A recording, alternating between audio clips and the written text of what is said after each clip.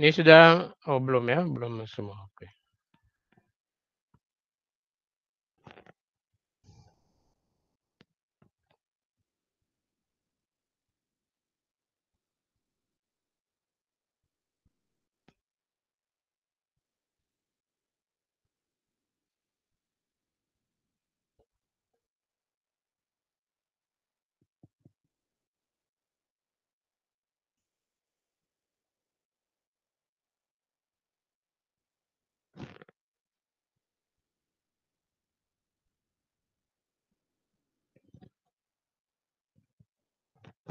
Oke, baik, ini sudah jam 3.33 ya.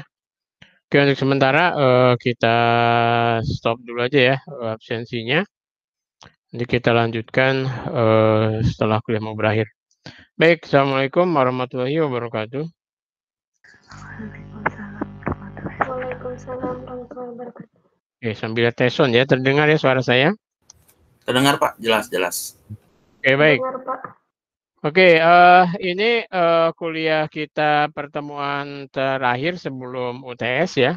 Jadi nanti tidak usah ada tambahan lah ya, berarti kita 6 kali nggak apa-apa itu, plus minus kan 7 kali. Nggak apa-apa, nanti setelah UTS akan pengampunnya nanti diteruskan dengan Pak Waskito ya, dengan apa namanya OCT ya gitu, Optical Coherent Tomography, beliau expert di situ. Nah, oke, yang belum presentasi berapa orang? Kalau bisa, Pak. berapa? 3 orang, Pak. 3 orang, siapa aja? Saya, Pak. Siti sama Rian, oke. Sama Baik, Mas Rohan Pak. 4 orang berarti? Saya sudah Pak, saya sudah. Oh sudah, oh oke. Oke, berarti oke, Siti, Rini sama satu lagi ya, oke, baik. Saya sedikit saja pengantar sambil menunggu yang satu orang lagi ya. Karena di pertemuan terakhir ini saya ingin membahas sedikit ke Anda terkait ini ya foto akustik imaging ya gitu. Mungkin saya juga sudah menyinggung beberapa kali ya bahwa ada yang namanya teknologi foto akustik imaging ya gitu. Ini sudah cukup lama ya bahwa jadi sebetulnya apa namanya dulu untuk imaging itu banyak yang dulu itu menggunakan sinar X ya, kemudian MRI juga, kemudian ada yang menggunakan ultrasound ya gitu. Cuman memang kendalanya kalau apa namanya menggunakan ultrasonik, kemudian sinar X, itu kan kalau sinar X jelas kalau untuk yang jaringan lembek itu kurang optimum ya gitu. Dia cocoknya untuk jaringan-jaringan keras lah. Kalau untuk menggambarkan tulang atau ya yang keras-keras itu dia cukup ampuh. Tapi kalau untuk yang lembek sinar X kurang bagus. Nah, kemudian ultrasound nanti kelemahannya di kontrasnya juga deep-nya kurang dapat ya gitu, kedalamannya. Nah, untuk itu maka ya ini ultrasound ya masih. Kemudian orang mendasarkan fenomena foto akustik gitu. Jadi foto akustik imaging itu salah satu fenomena yang orang create ya untuk modality imaging karena dia memiliki kelebihan baik di kontras, di spasial maupun nanti deep-nya dapat gitu. Jadi eh, high resolusi, kemudian dia balik spasial maupun kontrasnya bagus gitu ya. Nah itu yang sudah yang orang sudah dapatkan gitu kan, baik kalau Anda research di jurnal Optika Biomedis sekarang sudah cukup banyak modalitas foto akustik dipakai untuk imaging ya, karena keampuhannya untuk apa namanya mendapatkan image yang kontras ya dan juga kedalaman yang cukup baik dibandingkan dengan yang sebelum-sebelumnya ya gitu. Nah itu dia ya, jadi foto akustik imaging. Nah dia yang memanfaatkan apa namanya serapan foto atau serapan radiasi gelombang elektromagnetik dalam hal ini kalau yang kita bergerak di non invasif misalnya untuk foto-foto yang daerah-daerah visible ya 400 sampai 700 itu jelas itu sangat tidak invasif, artinya foto itu tidak akan merusak jaringan ya. Nah itu cukup ampuh dan sudah kita buktikan juga di mana di grup kita sudah mencoba ya, mungkin kira-kira dari tahun ya 2000 berapa ya kemarin kita bikin, 2017-an lah, 2017-an. Kita mulai dari tahun 2017-an, jadi memang kira-kira sudah hampir 4 tahun. Andreas sebelum itu, 2016 lah. 2015-an kita mulai, 2015. Jadi sudah 5 tahun kita kita punya lab fotoakustik tomografi ya. Jadi sudah lumayan, paper-papernya juga kita yang internasional juga sudah cukup banyak ya gitu. Nah artinya kita tinggal teknologinya sudah ada, tinggal kita advance, kita meningkatkan lagi. Makanya sekarang kita lagi coba menyusun proposal dan kita juga dapat. Nah rencananya baik dari sudut software-nya untuk menganalisis image-nya. Nah kalau bisa mungkin nanti akhir proyek ini karena proyeknya cukup besar ya, kita sudah bisa menggambarkan suatu ya misalnya potensi kanker atau apalagi itu jaringan itu secara 3 dimensi ya. Karena kalau orang-orang juga sudah 3 dimensi. Nah kita juga ingin meningkatkan kontras dan resolusi juga kita dengan sensornya tidak lagi sensor sonik ya, tapi kita lagi mencoba di ultrasonik sehingga gangguan sekitar bisa kita eliminir betul ya, seperti itu. Nah, jadi itu yang sedang dan lagi kita promosikan ke Anda sekalian bahwa kegiatan di lab kita itu adalah kita ingin membangun optika biomedis itu dengan grup fotoakustik tomografi fotoakustik, walaupun di sisi lain saya juga sedang mengembangkan termoakustik tomografi. Jadi sama-sama untuk akustik, tapi yang satu dengan fotoakustik, yang satu termoakustik. Nah, yang satu menggunakan foto, yang satu menggunakan microwave ya. Nah, yang dengan microwave ya dalam tanda petik saya juga belum berani untuk mengambil kita sebetulnya beberapa perangkatnya sudah, cuman memang kita belum ada yang berani ngambil S3 itu, jadi kadang-kadang memang belum ter-trigger ya untuk serius di situ. Sebetulnya sekarang source dari Gloma Mikro misalnya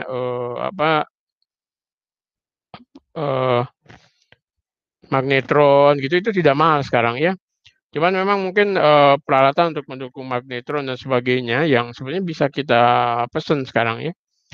Nah, tinggal bagaimana kita memodulasi daya magnetron itu sehingga kalau ditembakkan ke bahan itu dia termodulasi. Nah, tentunya bisa dengan TTL juga hampir mirip-mirip sebetulnya ya di laser itu.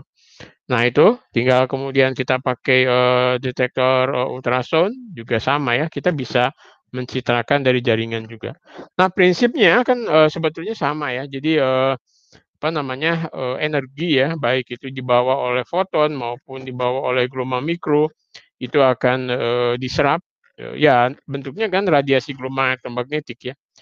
Nah kalau Anda sudah belajar tentang dulu di listrik ya, bagaimana energi itu berada dalam medan listrik dan juga energi berada dalam medan magnet, berarti memang radiasi gelombang elektromagnetik itu membawa energi kan.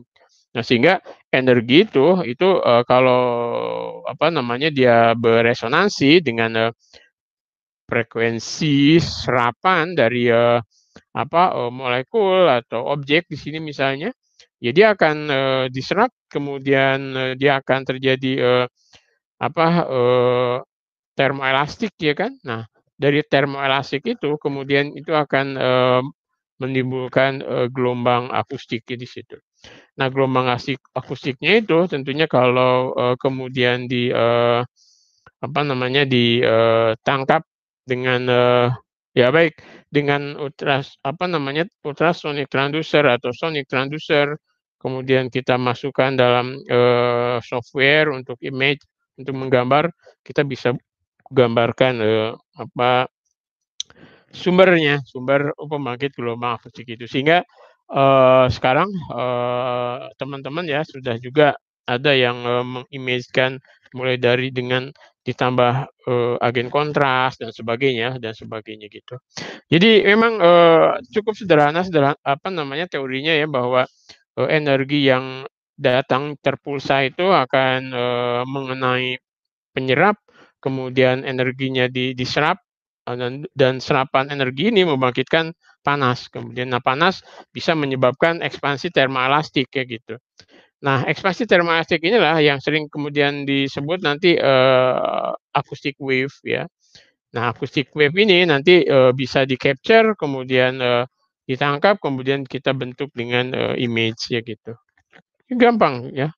Nah, sumber pulsa itu macam-macam, ada microwave, ada optik ya kan, dan seterusnya gitu. Nah, teorinya sih kayak gini kan, gelombang elektromagnetik diserap, bla bla bla gitulah ya. Nah, jadi ya Anda lihat di sini ada perubahan temperatur ya, akibat adanya berbanding lurus dengan koefisien serapannya.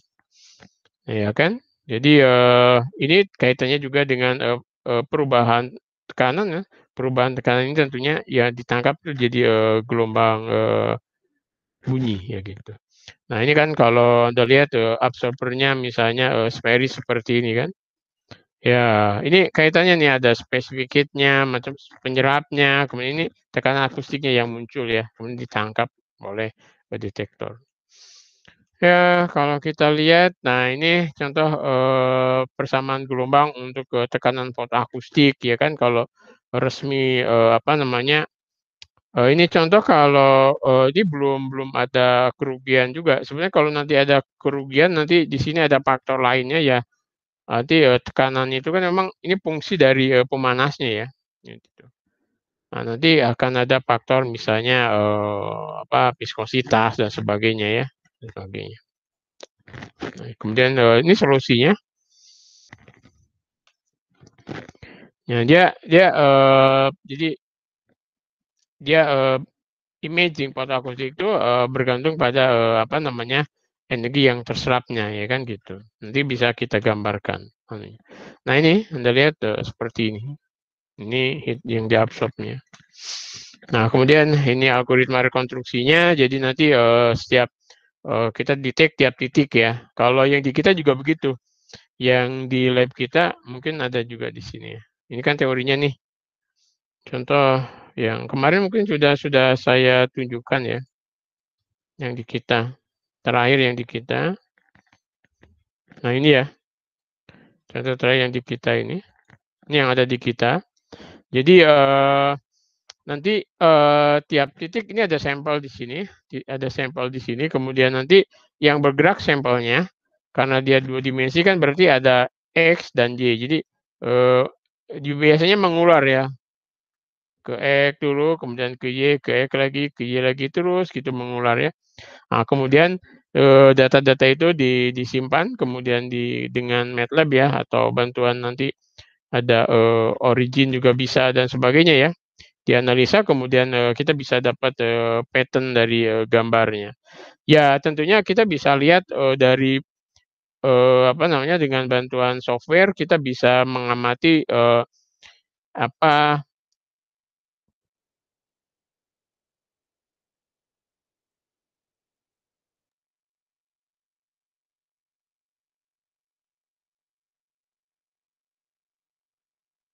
nanti diolah citranya ya dengan imagery atau apa gitu. Mungkin dikasih kontras lah, dikasih brightness atau apa gitu. Nah, ini yang belum itu adalah kita membuat 3 dimensi.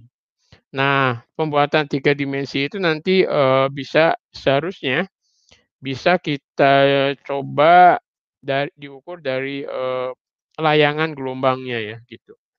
Ya, yang gelombangnya. Jadi antara gelombang kan kalau misalnya kalau contoh lah misalnya kalau ini di atasnya daging ya, kemudian di bawahnya kita kasih, benda lain, kemudian di bawahnya lain lagi, maka nanti, akustik yang dipancarkan antara atas dan bawah, itu juga nanti sebetulnya bisa kita kalau yang nangkap komputer mestinya bisa kita, prediksi ini yang bagian atas, bagian bawah.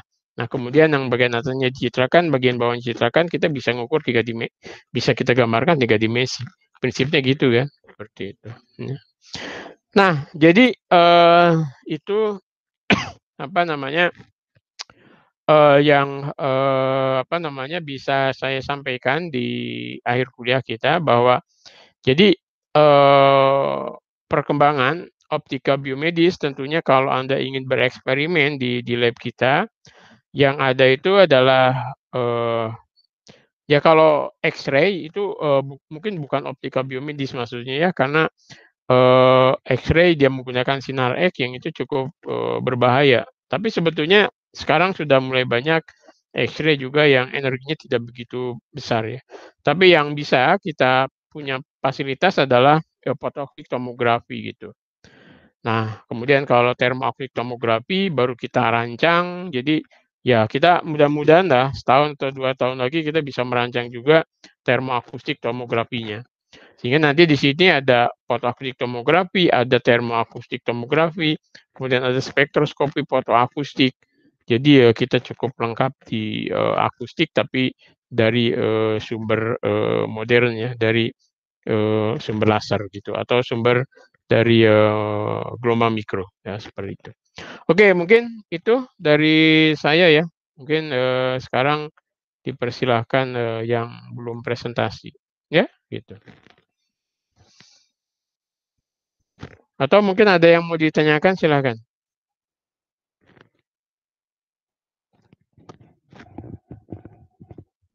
Halo? Suara saya kedengar ya?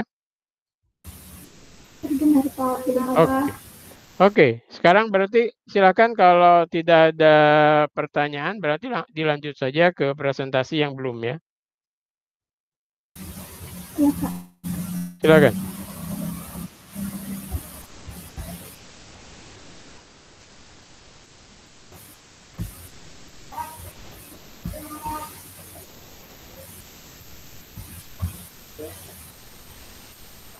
Sudah tampil belum ya Pak?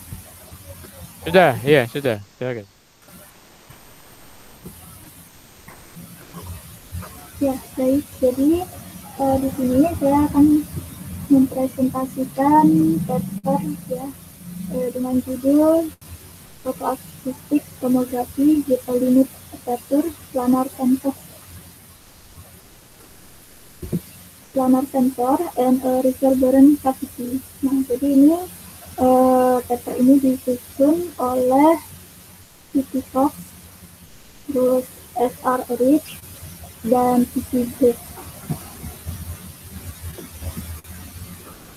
Nah, jadi biomedical photoacoustic tomografi atau PAT ini adalah modalitas pencitraan jaringan lunak yang menggabungkan resolusi spasial tinggi ultrasound atau US dengan kontras dan peluang spektroskopi yang diberikan oleh penyerapan optik pencitraan. Planar array ultrasound itu terdiri dari elemen piezoelektrik atau detektor optik dengan ukuran kecil ukuran elemen dan waktu akuisisi yang cepat tidak tersedia. Nah, menjadikannya pilihan menarik untuk aplikasi pencitraan yang cepat dan efisien. FFT berbasis algoritma rekonstruksi PAT yang mengubah pengukuran akustik yang direkam pada plan ke gambar PAT. Namun, untuk menangkap data yang cukup untuk rekonstruksi PAT yang tepat dengan geometri planar membutuhkan array yang tak terbatas. Nah, dalam praktiknya itu akan terbatas, mengakibatkan hilangnya resolusi dan memunculkan artefak ya ke dalam gambar. Nah, untuk mengatasi keterbatasan ini, diusulkan sumber gambar akustik tersebut disediakan dengan menutup target dalam rongga pantul, digunakan untuk menghasilkan bidang suara yang berulang secara berkala. Pengukuran bidang suara periodik ini dapat digunakan untuk merekonstruksi gambar PAT persis dari pengukuran gema yang dilakukan di atas apertur terbatas. FFT yang ada, algoritma rekonstruksi PAT berbasis dengan hanya sedikit modifikasi tambahan dapat digunakan untuk menghasilkan gambar dalam kasus ini. Nah, dalam fotoakustik tomografi atau PAT, biomedis jaringan lunak itu disinari dengan dot pulse dari cahaya monokromatik dan sisa tekanan akustik atau ultrasonik yang dipancarkan dari daerah di mana cahaya diserap terdeteksi di permukaan jaringan. Dengan merekam gelombang ultrasonik ini melalui serangkaian penerima atau dengan detektor tunggal yang dipindai, distribusi awal tekanan akustik dapat diperkirakan. Gambar tekanan awal distribusi yang sebanding dengan kepadatan energi yang diserap disebut fotoakustik atau gambar optoakustik. Rekonstruksi citra dalam PAT ini dapat dianggap sebagai sumber terbalik problem dalam artian bahwa distribusi tekanan awal bertindak sebagai sumber dalam forward atau direct problem yang terkait. Ketika cahaya eksitasi diganti dengan gelombang mikro atau radiasi RF, teknik ini disebut tomografi termoakustik. PAT telah berhasil digunakan dalam berbagai variasi aplikasi, termasuk pencitraan pembuluh darah, visualisasi tumor payudara, dan juga pencitraan otak pada hewan-hewan kecil. Nah, kalau untuk forward problem, nah misalkan P itu adalah domain dengan batas S, di mana medan akustik merambat dengan ini himpunan dari T yang akan mendukung penyerapan output non zero. Jadi ini S-nya ya. Kemudian ini T, ini kan bagian himpunan dari T-nya ya, termuat di sini. Dalam tomografi fotoakustik ya, riwayat waktu akustik diukur Mbak Rini, ya. Mbak Rini itu powerpoint-nya itu tidak berjalan loh itu. Oh, padahal di saya jalan, Pak. Oh gitu ya, oke dilanjut saja berarti. Ya, karena di kita nggak kelihatan. Nah, oke. Nah, jadi dalam tomografi fotoakustik, riwayat waktu akustik itu diukur pada semua atau sebagian permukaan tes ini. Nah, yang mengelilingi daerah T, ya, mengelilingi daerah T, dan di dalam T ini mengandung, ini bacanya apa ya? Kalau dalam fisika biasanya M. Nah, ketika jaringan berperilaku sebagai fluida stasioner dengan sifat akustik isotropik, terus viskositas dan konduktivitas termalnya itu sedang diabaikan, juga mekanisme pembangkitan suaranya itu adalah termoelastik, dan akustik linearnya diperkirakan berlaku, maka tekanan akustiknya memenuhi persamaan gelombang skalar.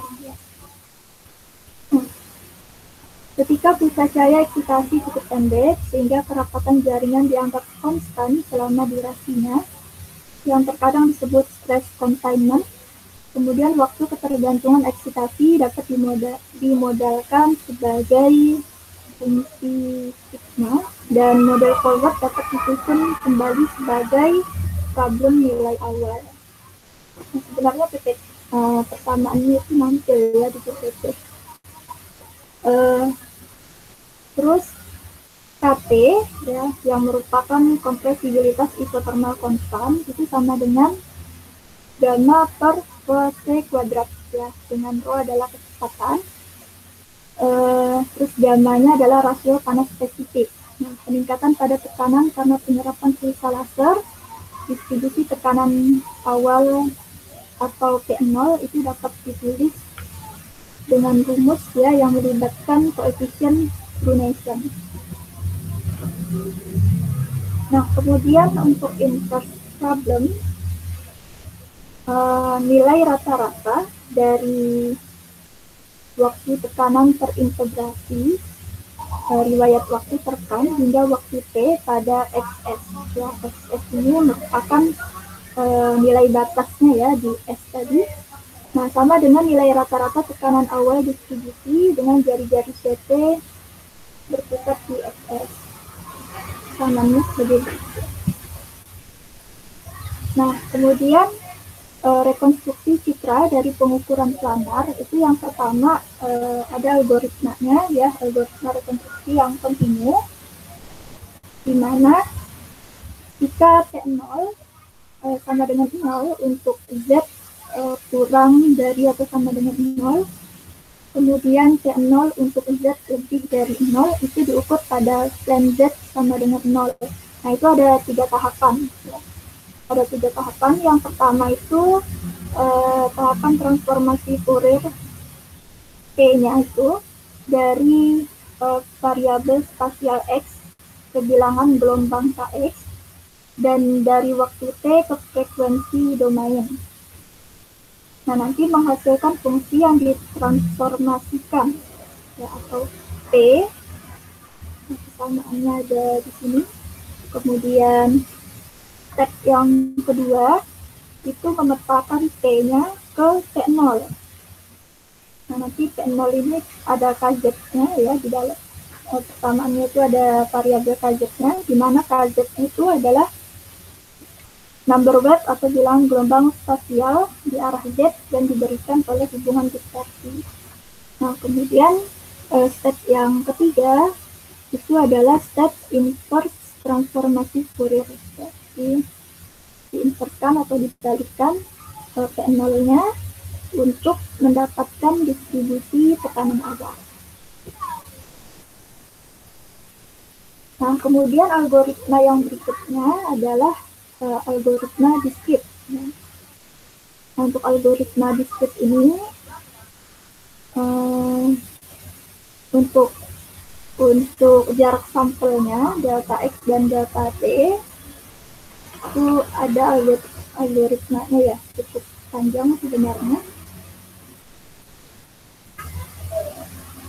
Kemudian contoh menggunakan finite aperture dan tidak ada sumber gambar. Nah, di sini ada gambar ya. Gambar yang pertama ini merupakan distribusi tekanan awal yang sebenarnya. Nah, jadi yang ini digunakan untuk simulasi. Nah, kemudian gambar yang B sebelah kanan ini itu pressure time historisnya. Nah, jadi untuk ray detektor di sepanjang garis Z sama dengan 0 untuk aperture ukuran 20 mm. Nah, untuk X-nya itu dari negatif 10 mm hingga kurang dari 10 mm. Dalam step ruangnya itu 39 mikrometer, terus waktunya adalah 31 nanosekund. Nah, kemudian gambar yang C ini itu yang transformasi Fourier-nya pada skala log ya. Terus yang D, gambar yang D, indeks frekuensi diskrit. Nah, ini sebagai fungsi horizontal dan indeks number wave vertikal K dan Q digunakan untuk memetakan dari gambar C ini ke gambar yang E. Ini pindahannya ya untuk bisa memetakan dari gambar C ke gambar E. Nah, kemudian yang F, gambar yang F ini estimasi dan distribusi tekanan awal yang direkonstruksi dari finite aperture data. Distorsi dan keburaman yang disebabkan oleh aperture terbatas ini kan terlihat jelas ya. Nah, kualitas rekonstruksi menurun dengan jarak dari pusat ray detektor. Kemudian tomografi fotoakustik reverberantasi atau bidang sipil. Nah, yang pertama ada reflektor akustik. Salah satu keterbatasan dalam menggunakan array sensor planar itu adalah aperture pengukurannya yang terbatas. Nah, sebuah gambar yang direkonstruksi dari data limit aperture atau aperture terbatas, data tajamnya itu mungkin kabur. Diasumsikan kalau di dalam paper ini ya, bahwa reflektor mencerminkan sempurna dengan modulus dari koefisien refleksi R sama dengan 1 jika gelombang akustik merambat di air ya, dengan scale-nya adalah 1.500 meter per sekon, kemudian density-nya 1000 kg per meter kubik, kemudian material yang padat dengan kecepatan suara yang cepat, seperti baja dengan koefisien refleksi insiden normal 0,94 akan diperlukan dalam praktiknya. Alternatifnya mungkin silika ya, atau kaca dengan R-nya sampai dengan 0,8 yang memiliki keuntungan secara optik transparan, sehingga memungkinkan cahaya eksitasi masuk ke sampel yang akan dicitrakan. Plastik seperti PMMA dengan R sekitar 0,4 mungkin tidak cukup merefleksikan aplikasi ini. Pada prinsipnya, batas pelepasan tekanan di mana tekanan akustik selalu 0 dan R -1 dapat digunakan hanya dengan sedikit penyesuaian pada teori. Tetapi ini akan menghadirkan tantangan teknik yang lebih besar. Nah, kemudian di gambar 3, ya, di gambar 3 ini ada diagram skematik pengaturan array sensor planar dan reflektor akustik. Dengan sumber gambar, distribusi sumber efektif menjadi lebar tak terhingga dan berulang setiap 2x, di mana x adalah jarak antara reflektornya. Untuk sampling, ya, untuk menghindari aliasing spasial diperlukan untuk memastikan Kx diukur maksimal kurang dari 0,5 dikali 2 pi per delta x yang memberikan sampling spasial. Nah, dengan delta x-nya kurang dari A pi per 12 di sekitar A per 4 ya.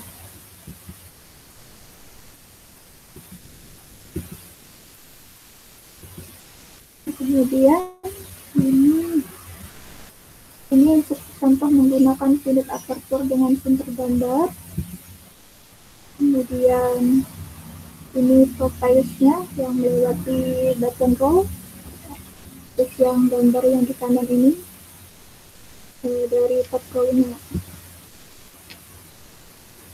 Nah, kemudian yang di gambar 7 itu dengan ukuran width aperturnya 3/4 digunakan untuk merekonstruksi gambarnya atau rekonstruksi citranya di gambar 8.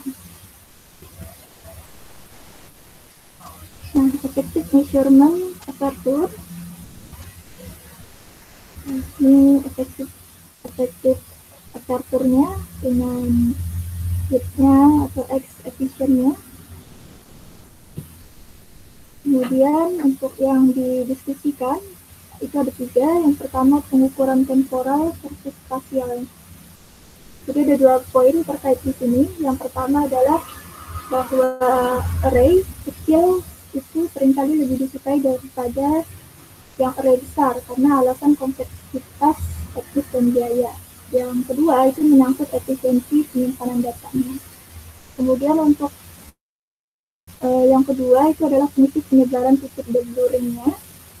Salah satu cara untuk memperbaiki citra seperti pada gambar 2F tadi yang sebelumnya itu adalah dengan menghilangkan citra dengan menggunakan point state function atau TSF dari sistem pencitraan.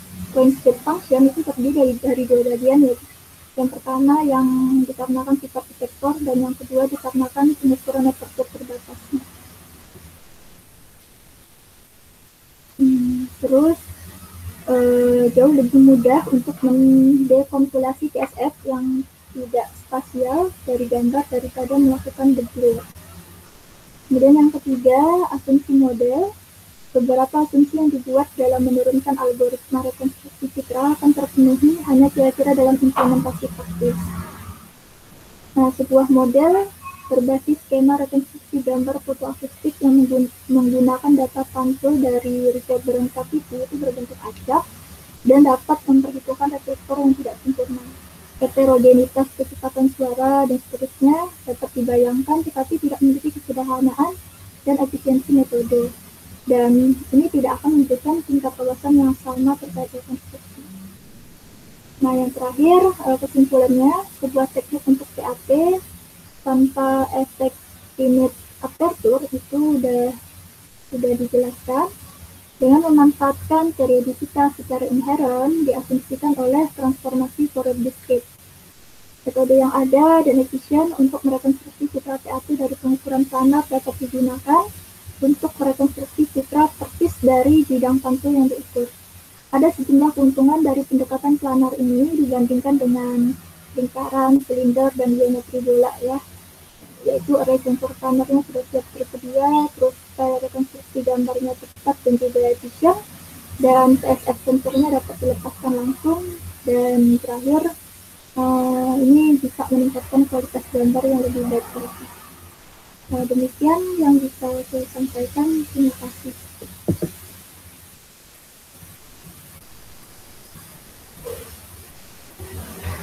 Oke, tadi kesimpulannya kelihatan, Mbak. Halo. Begitu ya, Pak? Pas kesimpulannya ada yang sebelumnya cuman kita dengar aja. Oh, Oke, baik, nggak apa-apa. Ya, nggak apa-apa, tapi karena papernya juga kita ada ya sebetulnya. Oke, yang berikutnya. Silakan siapa? Mbak Siti ya? Saya, Pak. Oke, silakan, Mbak. Pak, sebelumnya saya minta izin dulu, Pak. Ini menampilkannya dalam bentuk PDF. Soalnya masalah saya sama juga kayak Mbak Rini tadi, slide saya di mata kuliah sebelumnya juga nggak jalan, Pak. Oh gitu, ya silakan.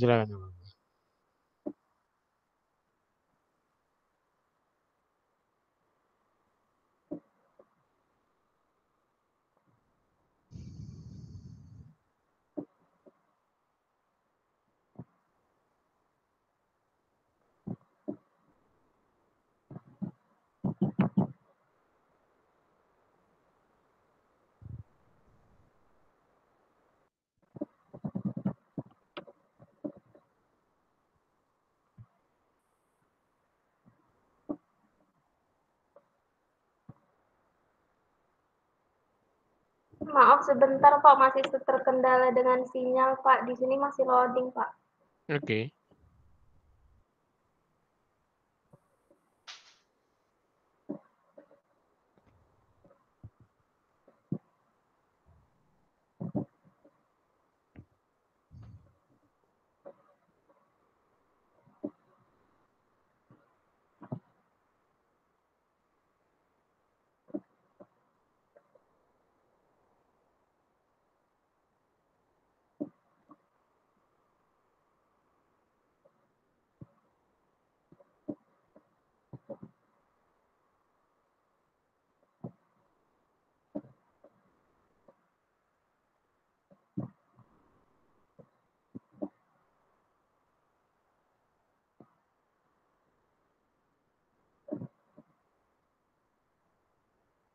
Apakah sudah muncul, Pak, slide-nya?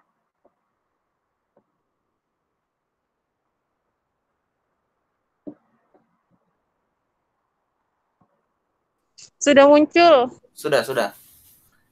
Gas. Oke, sudah muncul ya. Assalamualaikum warahmatullahi wabarakatuh.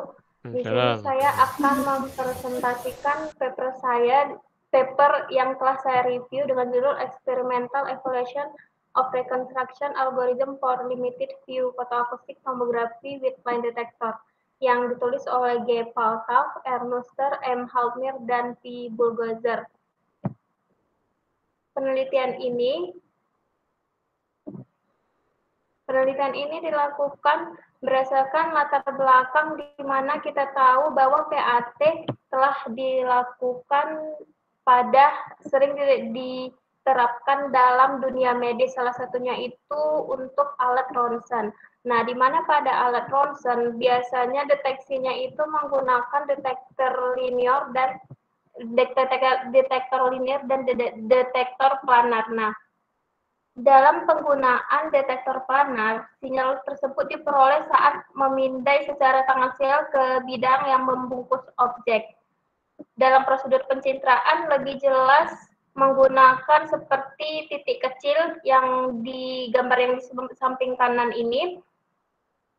Sinyal pada waktu tertentu tersebut bertransformasi dengan transformasi yang disebut dengan radon bola yang terdiri dari integral distribusi dalam bentuk kerapatan energi pada permukaan bola tersebut.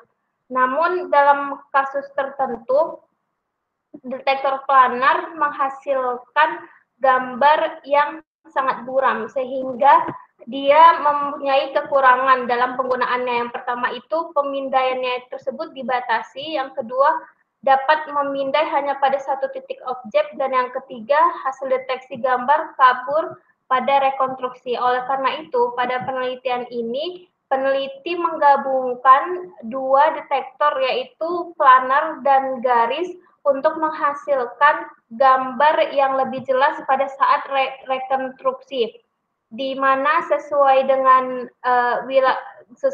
gambar rekonstruksi yang seperti di bawah. Berikut adalah gambar dari wilayah deteksi area dari busur terbuka yang deteksi dengan kurva deteksi yang berbentuk L, di mana rekonstruksi gambarnya tersebut lebih stabil dan tampilan datanya tidak terbatas seperti yang dihasilkan oleh detektor planar. Maka dari itu pada penelitian ini untuk menghasilkan sebuah detektor baru, maka dipadukan metode yang digunakan pada detektor planar dan garis, sehingga menghasilkan gambar suatu objek yang lebih jelas pada saat pemindaian baik dalam 2 dimensi maupun 3 dimensi. Sebelum melakukan penelitian, paper ini mengacu pada beberapa teori. Yang pertama itu mengenai tomografi fotoakustik dengan detektor garis. Permasalahan yang timbul pada penelitian ini dalam pencitraan fotoakustik dapat didefinisikan dengan persamaan gelombang, yaitu dengan kecepatan gelombang yang dapat ditulis pada persamaan 1, di mana delta C kurang setengah per C kuadrat 2 kuadrat V per T kuadrat sama dengan beta per rho CP S, di mana di sini operator lapar kecepatan suara dan betanya adalah koefisien ekspansi suhu, rho adalah densitas, CP-nya adalah kapasitas spesifik pada tekanan konstan dan tekanan panas yang dihasilkan oleh absorpsi gelombang persatuan waktu volume per waktu. Nah, persamaan ini valid atau sesuai dengan asumsi konduksi panas dan redaman visual yang berpengaruh terhadap kualitas gambar. Selain itu, radiasi gelombang pada sumber panas S dinyatakan sebagai RT dan WR·T yang menggunakan kerapat energi volumetrik W.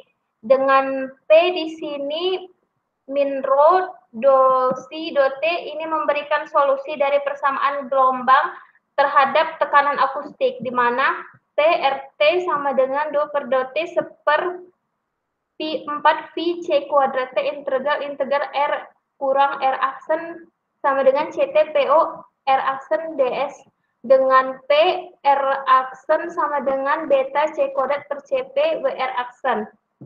Kemudian dilakukan integrasi di atas permukaan bola dengan elemen DZ, di mana jari-jari CT tersebut dideteksi di sekitar daerah R, sehingga dihasilkan sistem koordinat Kartesian yang mengasumsikan bahwa detektor garis dengan panjang tak terhingga berorientasi sejajar dengan sumbu Z, sehingga diperoleh persamaan QXYT sama dengan integral positif tak hingga minus tak hingga PXYZT DZ.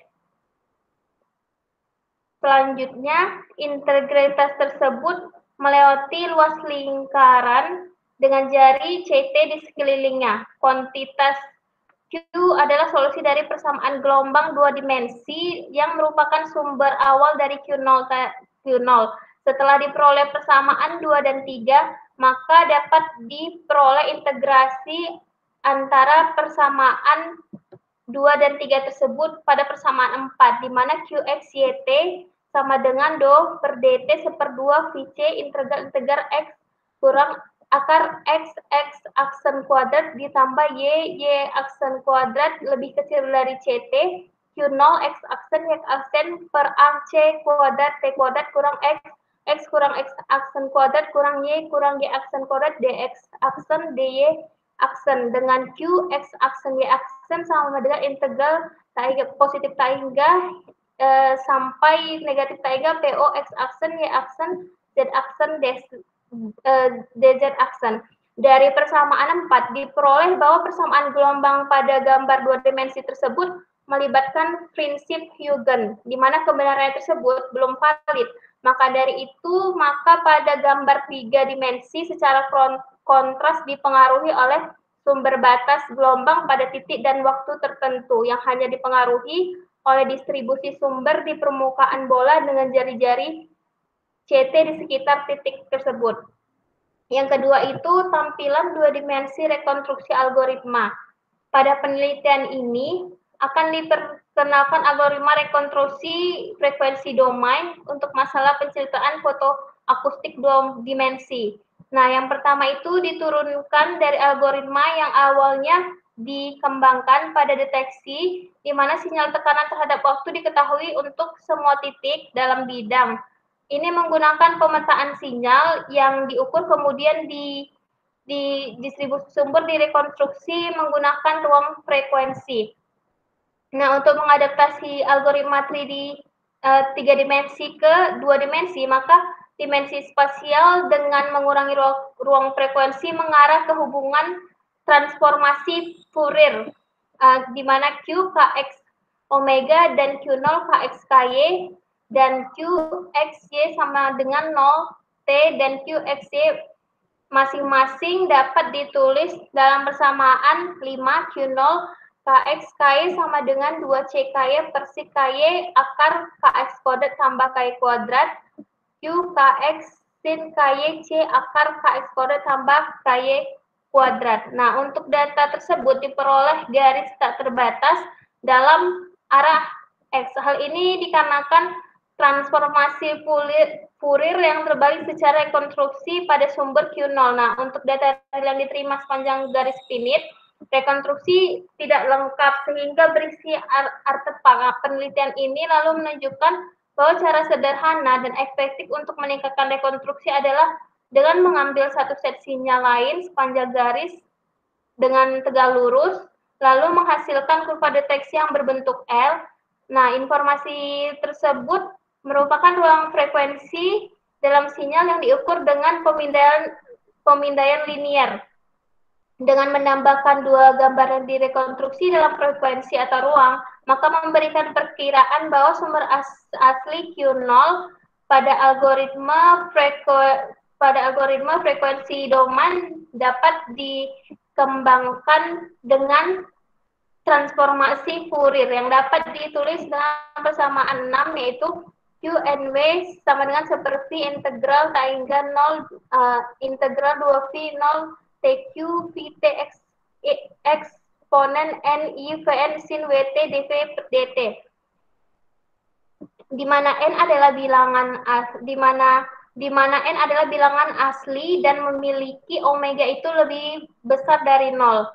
Dengan data yang diukur, maka pada kurva deteksi melingkar menghasilkan koefisien Fourier atau yang sering dikenal dengan koefisien Hankel yang dapat ditulis pada persamaan 7, yaitu Q0 NKNM sama dengan akar 1/2V integral tangga 0 integral 2V 0 Q0 VR eksponensial minus IVN JN KNMR R2V DR, di mana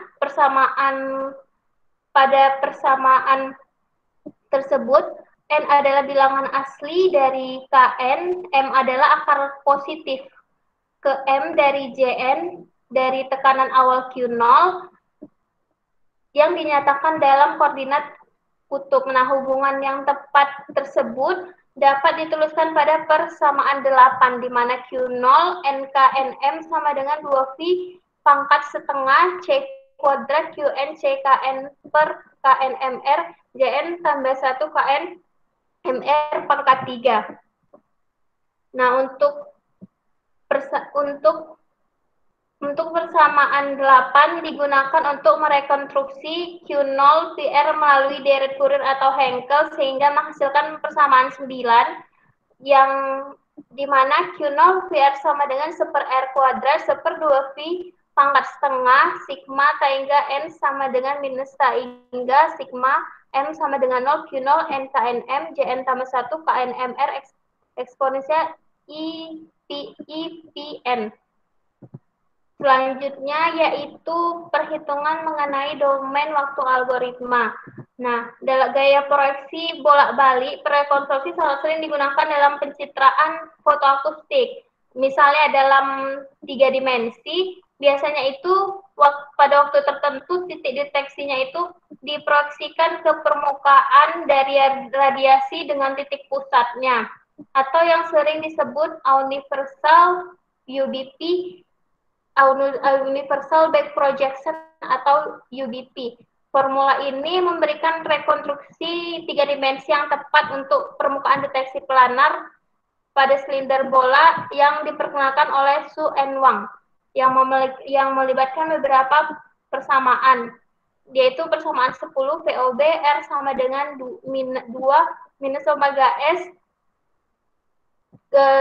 dikali delta SNS DS PRS per T, T sama dengan RS per C.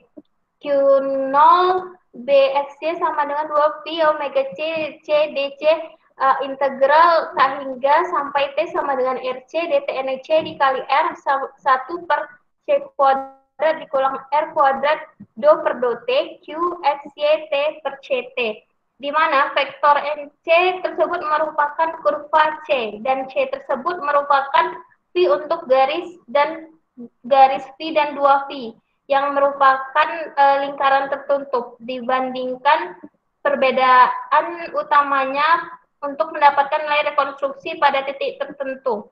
Berikut adalah gambar pembobotan untuk rekonstruksi UBP, di mana gambar yang sebelah kiri itu sudut deteksinya P, yang kanan itu dengan dal, di mana panjang busur dikurangi untuk titik-titik dalam busur untuk memberikan tampilan yang tepat pada sudut 180 derajat untuk setiap titik rekonstruksinya. Selanjutnya, perulangan rekonstruksi algoritma. Pada penelitian ini dibandingkan beberapa posisi detektor XN, YS untuk N sama dengan 0, N kurang 1, ditempatkan pada kurva deteksi terbuka atau tertutup di luar objek yang dapat diselidiki. Selain itu, pada penelitian ini menunjukkan bahwa data yang diukur pada persamaan 4 tadi dapat ditulis sebagai berikut. QXS XS pangkat N, Y pangkat X, YS pangkat N, T sama dengan do T per C integral CT 0 RMN QR per C akan C kuadrat T kuadrat kurang S kuadrat DR, di mana N sama dengan 0 dan N dikurang 1 pada persamaan 12. Selanjutnya di mana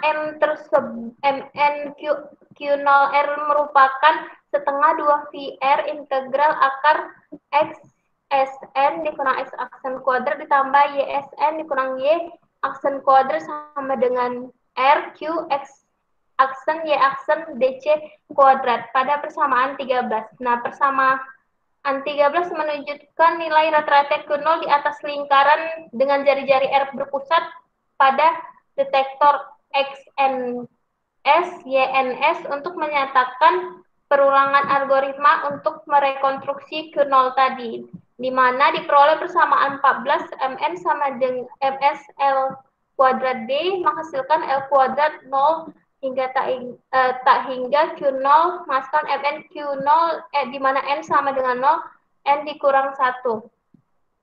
Di sini D adalah beberapa sub yang terbuka dari R kuadrat.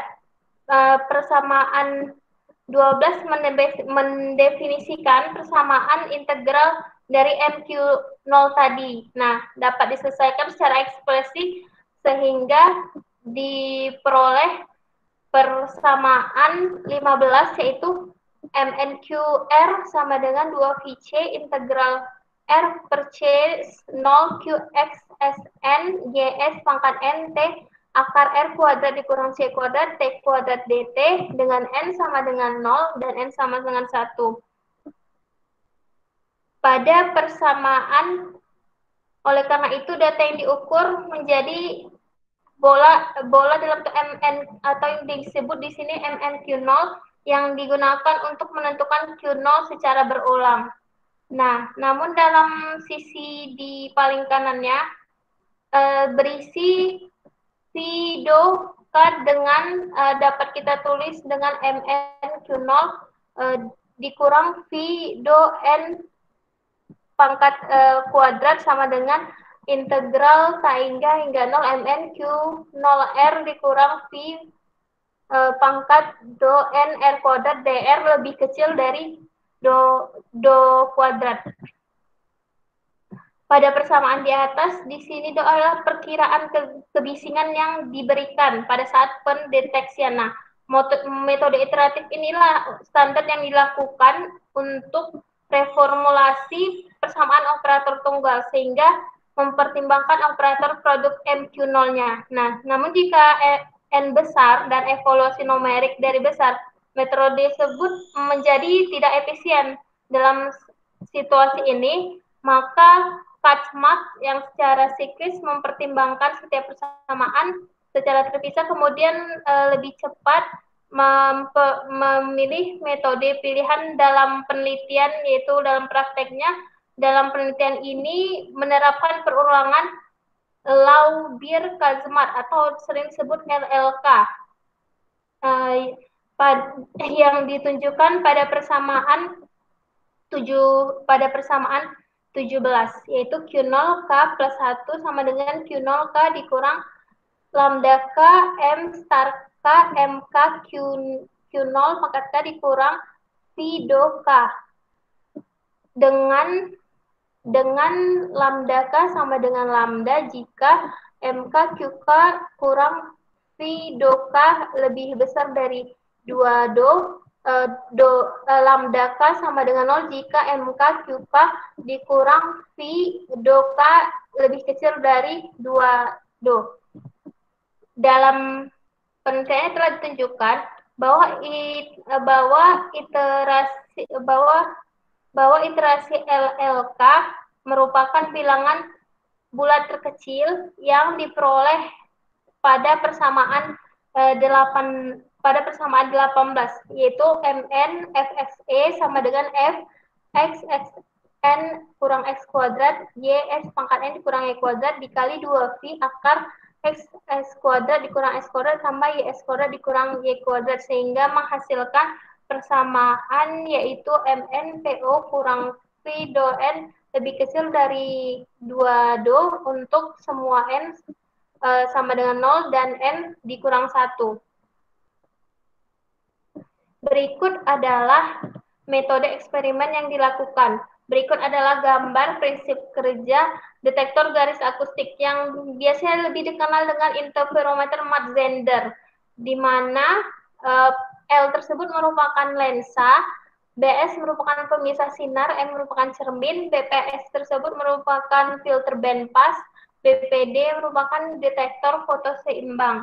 Nah, sebuah interferometer Mach-Zehnder digunakan sebagai detektor garis akustik. Detektor ini prinsip kerjanya dimulai dari sebuah sinar laser helium neon, diteruskan kemudian menjadi dua bagian kubus pemecah berkas, kemudian melintasi sebuah bak atau objek yang berada lebih dekat ke salah satu balok yang bertindak sebagai garis deteksinya. Nah, setelah lensa di depan pemecah berkas mengurangi diameter berkas, maka dekat objek menjadi 90 mikrometer. Jika gelombang akustik melewati berkas deteksi, maka akan menyebabkan pergeseran fasa yang menimbulkan modulasi amplitudo setelah direkomendasi dengan pemecah berkas kedua. Balok keluar dari pembagi berkas berisi modulasi yang sama tetapi dengan tanda yang berlawanan. Oleh karena itu, deteksi sepasang dioda foto seimbang atau yang disebut dengan BPD untuk stabilisasi dengan meminimalisir sensitivitas pada saat pendeteksiannya. Pada penelitian ini menggunakan dua pengujian, yaitu menggunakan dua jenis phantom. Yang pertama itu yang di sebelah kiri, phantom yang dipasang dengan dua plat dan dikaitkan dengan 3 hair phantomnya. Yang di sebelah kanan itu spare phantom, yang lapisannya itu terdiri dari lapisan gelatin yang ditandai dengan kurva L yang berwarna secara elektroniknya. Nah, dua objek digunakan pada eksperimen disajikan pada penelitian ini. Pertama itu phantom itu terdiri dari 3 penyangga yang menghubungkan dua plat tersebut. Kemudian dua film plastik transparan tersebut diorientasi dengan sejajar. Orientasi dari phantom terhadap sinyal deteksi dicapai dengan memaksimalkan sinyal yang diterima. Nah, penyangga kedua plat ini berdiameter 200 sampai 300 mikrometer. Phantom yang kedua itu berisi bola penyerap yang tertanam dalam penghambur cahayanya. Bola ini terbuat dari minyak jagung yang mengandung pigmen hitam. Dibuat dengan mencampurkan 100% B/B bubuk gelatin kering dengan emulsi minyak kedelai yang dilakukan dengan pengenceran 20% dari intralipid, 20%-nya dari dalam air. Seluruh phantom berbentuk silinder dengan diameter 14 mm dan tingginya itu 6 mm. Kemudian bola dalam phantom diatur pada bidang yang tegak lurus. Bola diatur pada phantom pada bidang yang tegak lurus. Selanjutnya salah satu lingkaran silindernya dikelilingi oleh lembaran tipis plastik yang transparan sejajar dengan sumbu silinder yang diproyeksi sehingga muncul seberkas cahaya yang disimpan sehingga phantom dapat digunakan untuk menguji kesesuaian algoritma pencitraan untuk merekonstruksi objek yang diperluas. Berdasarkan hasil penelitian menunjukkan pada gambar A sampai E menunjukkan pada gambar A sampai E rekonstruksi dari bola phantom bersamaan dengan profil horizontal dan vertikal di mana nilai pikselnya dinormalisasi melalui posisi min 14, min 15 pada gambar G dan J. Nah, semua gambar kemudian ditampilkan dengan nilai piksel positif. Meskipun nilai negatif tidak dapat diberikan atau ditetapkan sama dengan 0 untuk mencapai hasil pendeteksian lebih baik, namun lebih mudah nilai negatif pada busur yaitu dengan posisi 0,0, di mana posisi garis untuk scan-nya itu X sama dengan min 9 dan Y-nya min 8. Sedangkan rekonstruksi UDP yang ditunjuk pada gambar A merupakan rekonstruksi yang dilakukan dengan metode delta. Peningkatan jelas dapat dilihat pada gambar B. Peningkatan terjadi pada Y lebih kecil dari 0. Pada gambar tanpa del terdapat bayangan vertikal yang tidak ada di bagian lain dengan koreksi del. Nah, efek ini menjadi terlihat membandingkan profil dan dalam plot grafik F dan G. Sedangkan gambar C dan H menunjukkan hasil dari algoritma iteratif untuk pemindaian.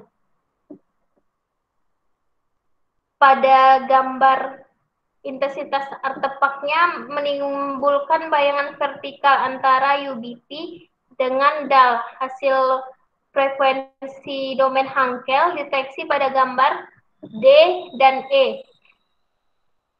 Dan rekonstruksi domain frekuensi untuk L itu ditunjukkan pada gambar E. gangguan arah vertikal di beberapa bidang kembali terlihat pada gambar D. Nah, beberapa keburanan dalam arah yang agak condong relatif terhadap horizontal muncul pada gambar pada posisi minus 2,5, 2,5.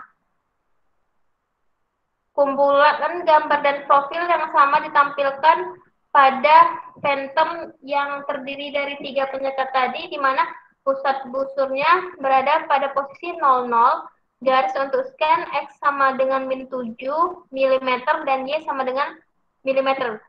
Maka dari itu, UBP dan rekonstruksi frekuensi domain dapat dilakukan untuk pemindaian busur secara vertikal di bagian bawahnya. Selanjutnya, pada analisisnya,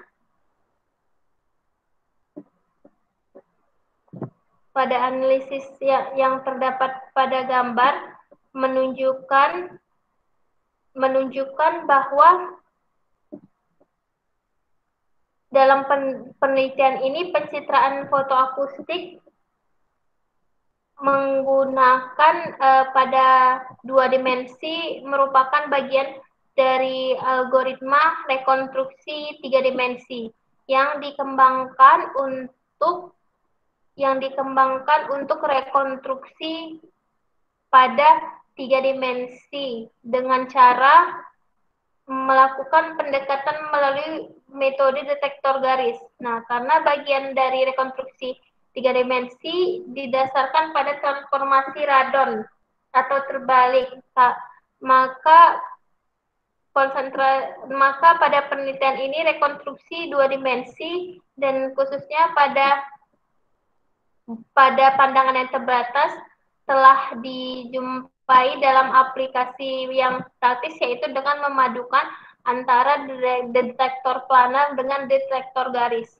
Nah, objek dalam phantom yang digunakan juga berada di dalam atau di dekat wilayah deteksi, sehingga dapat didefinisikan sebagai wilayah konstruksi yang lebih baik daripada wilayah deteksi sebelumnya, di mana wilayah deteksinya itu terbatas dan lebih stabil, berarti bahwa batas dari objek atau singularitasnya menghasilkan fitur yang lebih tajam serupa dalam sinyal yang diukur pada titik-titik kurva deteksi. Oleh karena itu dapat dilakukan dengan pendeteksian berulang kali. Hal ini memerlukan kurva deteksi setidaknya dengan satu arah. Di sini di bagian dari kurva deteksi dapat dipilih sebagian rupa sudut pandang deteksi di wilayah deteksi yaitu persis pada sudut 180 derajat. Hal ini serupa dalam rekonstruksi berkas pada tampilan yang terbatas tersebut untuk menghindari adanya proyeksi yang duplikat dengan menggunakan teknik koreksi DAL dan mengurangi artefak yang muncul pada saat pendeteksian. Nah, faktor penting dalam rekonstruksi 3D yaitu untuk rekonstruksi 3D, algoritma pencitraan dimensinya harus diterapkan pada sinyal pada banyak posisi sudut dari detektor garis yang di sekitar objek. Nah, oleh karena itu, untuk mempersingkat waktu yang diperlukan dalam pendeteksian, rekonstruksi penggabungan rekonstruksi 2 dimensi merupakan hal yang sangat penting. Maka dari itu dapat ditarik kesimpulan bahwa domain frekuensi, domain waktu, dan algoritma perulangan menghasilkan gambar dengan kualitas serupa dalam hal resolusi gambarnya. Algoritma yang dipengaruhi oleh domain frekuensi, domain waktu, dan perulangan lebih lambat dibanding algoritma frekuensi domain. Nah, untuk meningkatkan kualitas gambar pada 3 dimensi, dapat digunakan frekuensi domain di satu bagian, sedangkan di bagian lainnya digunakan algoritma domain waktu yang lebih banyak atau lebih jelas dalam pendeteksian gambarnya sehingga dapat mengatasi masalah yang ada pada penelitian tersebut, yaitu pada detektor planar menghasilkan gambar yang buram dan membutuhkan waktu yang lebih lama dalam pendeteksiannya. Demikian yang saya sampaikan. Terima kasih. Oke, terima kasih Mbak. Cukup panjang juga ini ya. Oke, yang terakhir siapa? Saya, Pak.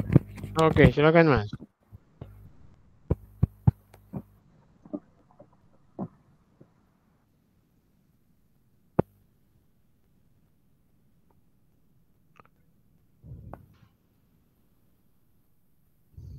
Apakah sudah muncul ini, Pak? Belum. Biasanya ada jeda mungkin. Belum muncul. Diana sudah muncul ya? Belum muncul, Pak. Ya, belum. Belum, Pak. Nah, ini proses biasanya. Lewat kabel juga ya. Oke. Ya, silakan Mas. Sudah, Pak ya? Sudah Mas. Oke. Baik. Assalamualaikum warahmatullahi wabarakatuh. Salam. Salam. Kesempatan kali ini saya akan mempresentasikan dari paper dari Miguasu dan Litong V. Wang yang berjudul Universal Back Projection Algorithm for Photoacoustic Compute Tomography. Nah, terkait dengan photoacoustic tomography itu tidak lepas dari proses rekonstruksi dari suatu sinyal fotoakustik yang diperoleh dengan memindai suatu bidang menggunakan detektor suara. Nah, sinyal fotoakustik itu dihasilkan pada sampel melalui proses ekspansi termal atau perubahan termal yang cepat, kemudian menghasilkan suatu getaran gelombang elektronik atau menghasilkan bunyi akustik akibat dari serapan molekul terhadap gelombang elektromagnetik. Metode ini ya,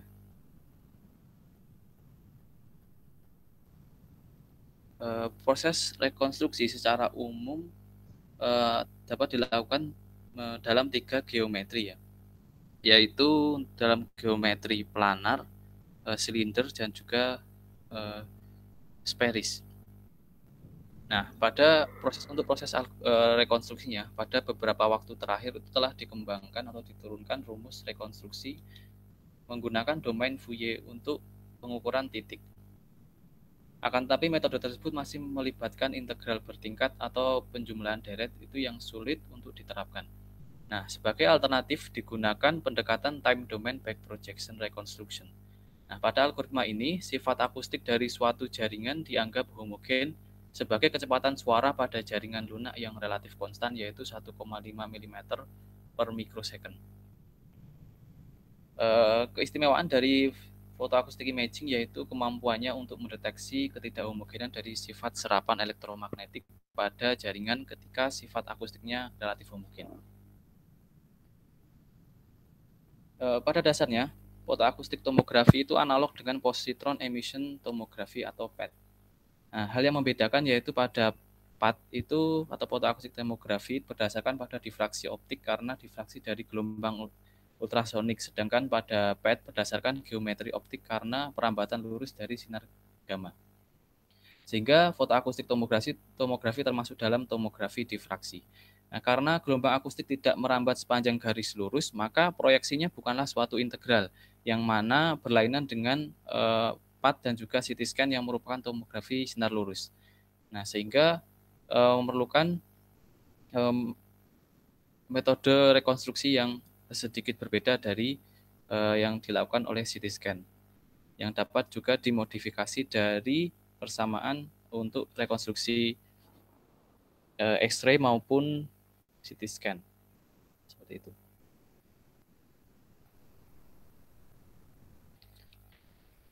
Selanjutnya tentang persamaan back projection secara umum ya.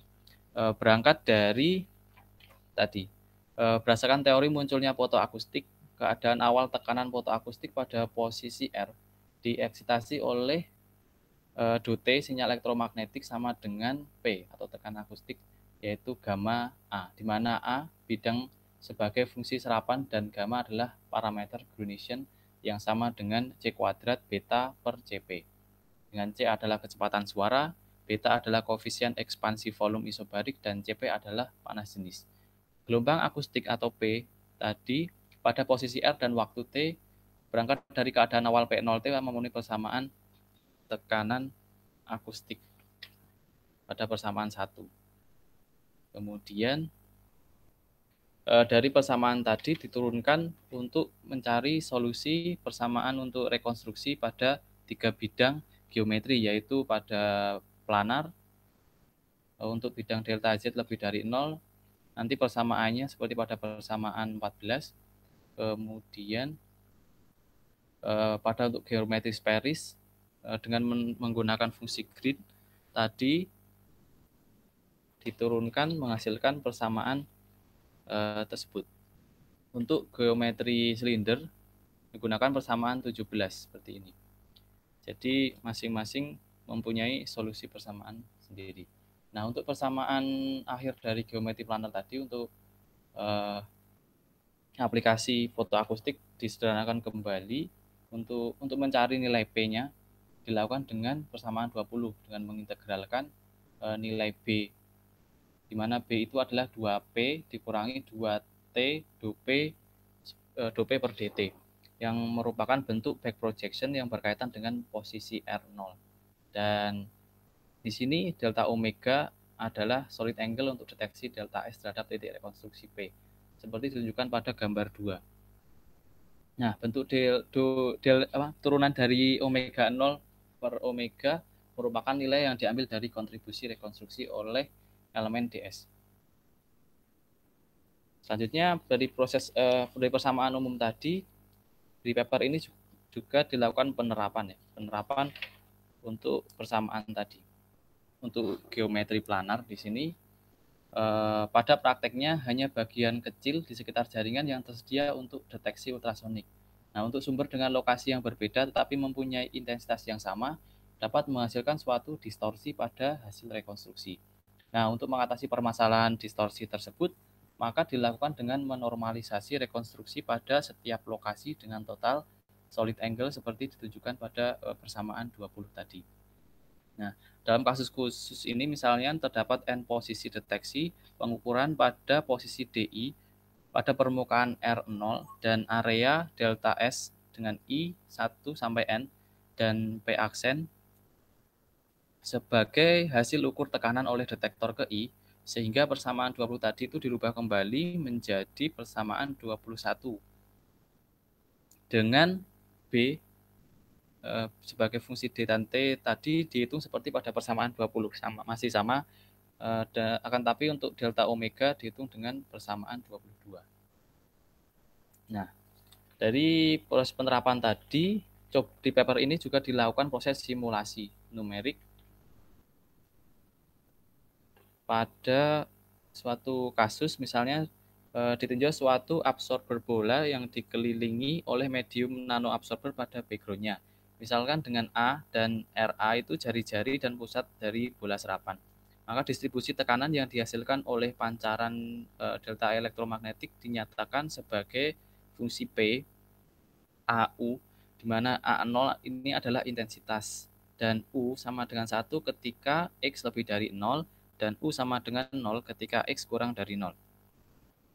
Kemudian sinyal fotoakustik yang dihasilkan oleh bola seragam tersebut dapat dihitung dengan P sama dengan A0U dengan nilai A dikurangi nilai mutlak R dikurangi CT dikali dengan R min CT dibagi 2R. Dengan R di sini adalah jarak antara posisi deteksi R0 dengan pusat serapan RA, R sama dengan R0 min RA. Nah, untuk kasus untuk simulasinya ini digunakan 4 buah absorber yang terdistribusi berderet dengan jarak 15 mm sepanjang garis horizontal. Y sama dengan 0 dan Z sama dengan 15 mm untuk sumbu Z-nya. Dan sejajar dengan sumbu X. Nah, setiap serapan itu mempunyai jari-jari 1,5 mm dan intensitasnya 1. Dua serapan lainnya terletak pada jarak 15 mm sepanjang garis horizontal X sama dengan 0 dan Z sama dengan 15 mm, paralel terhadap sumbu Y dengan jari-jari masing-masing adalah 4 mm dan intensitasnya adalah 1. Nah, seperti pada gambar 3 itu, detektor kotak itu dibagi dengan ukuran 2 mm kali 2 mm melakukan pemindaian pada Z sama dengan 0 sepanjang sumbu X dan sumbu Y dengan scanning mulai dari minus 30 mm sampai dengan 30 mm dengan periode sampling 2/3 mm. Nah, dengan pusat dari permukaan detektor itu sebagai fungsi posisinya. Nah, untuk menghitung sinyal fotoakustik, maka permukaan detektor yang 2 mm kali 2 mm tadi dibagi menjadi 25 bagian. Kemudian total sinyal yang diperoleh detektor pada DI dapat dihitung dengan fungsi penjumlahan pada persamaan 23 berikut. Nah, dari persamaan 23 itu RIJ itu adalah DI dikurangi RAJ, di mana DI sendiri adalah titik XDI ditambah dengan 0,4 yang merupakan tadi jari-jarinya tadi. Kemudian YDI ditambah untuk yang posisi di sumbu Y 0,4N tadi. Dan titik pusat dari serapan ke J yaitu RAJ dengan J 1 sampai 7. Untuk masing-masing posisinya yaitu di plus minus 18,0,15, kemudian plus minus 9,0,15 dan 0,015 dan juga plus minus 0 plus minus 12,15 mm. Nah, pada proses simulasi ini dilakukan dua proses simulasi, yaitu proses simulasi dengan tanpa noise, tanpa penambahan noise, dan juga dengan penambahan noise. Nah, untuk proses penambahan noise tadi nanti diberikan juga filtering, yaitu low pass filter omega C yang diperoleh dari nilai cut-off frekuensi sudut FC. Pada kasus ini dipilih Henning window yaitu K sama dengan 2πf per C. Dengan low pass filter tadi memenuhi persamaan 24. Untuk F kurang dari FC maka 0,5 tambah 0,5 cos pi F per FC. Dan sebaliknya jika lebih dari FC maka bernilai 0.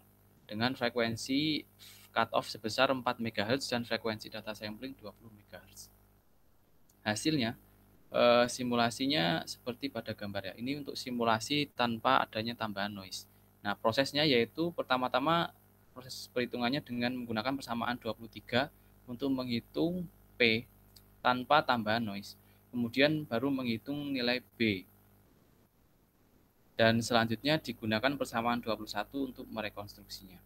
Nah, gambar 4A adalah citra grayscale hasil rekonstruksi pada bidang Z 15 mm dan gambar 4B dan 4C menunjukkan perbandingan hasil asli dan juga rekonstruksi sepanjang Y sama dengan 0 dan X sama dengan 0 mm. Dari grafik-grafik tersebut terlihat bahwa hasil rekonstruksinya cukup baik dibandingkan dengan aslinya ya.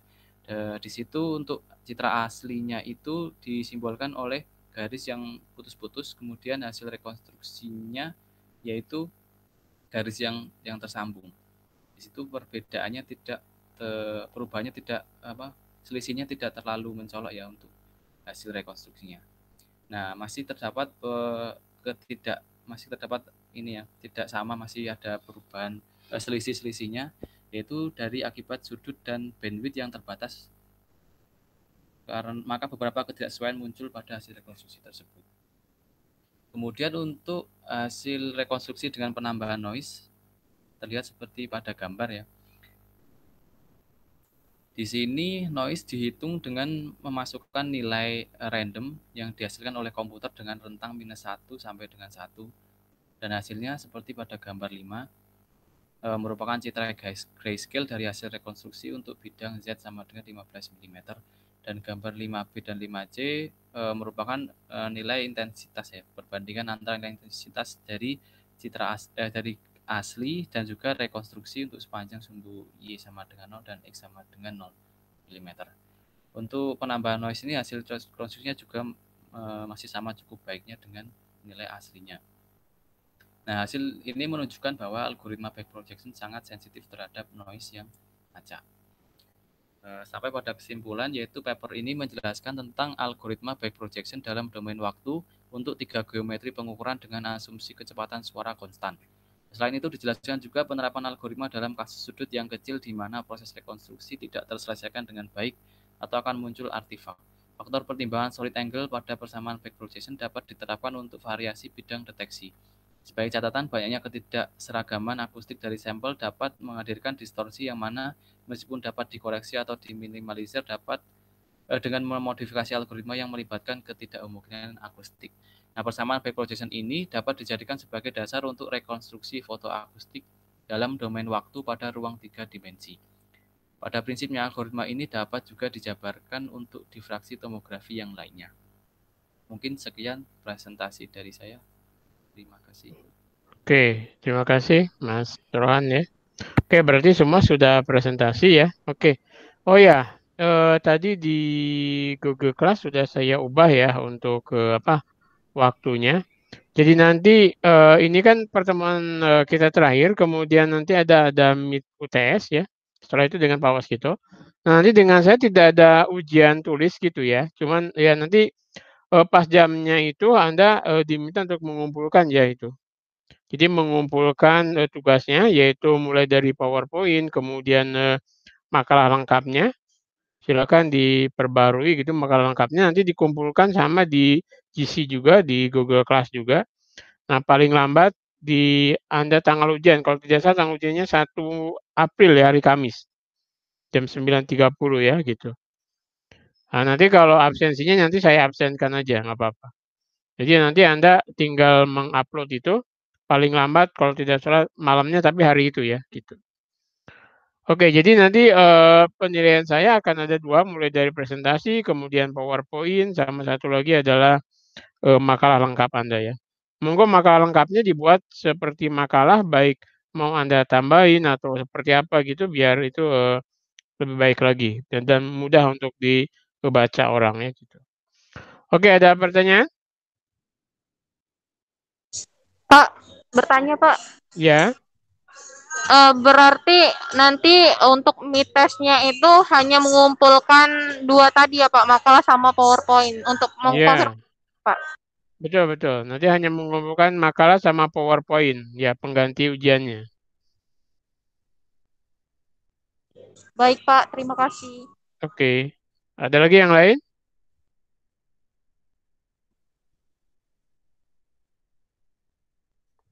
Oke, kalau tidak ada berarti kuliah kita sudah cukup ya sebelum UTS, nanti setelah UTS akan dilanjutkan Pak Waskito.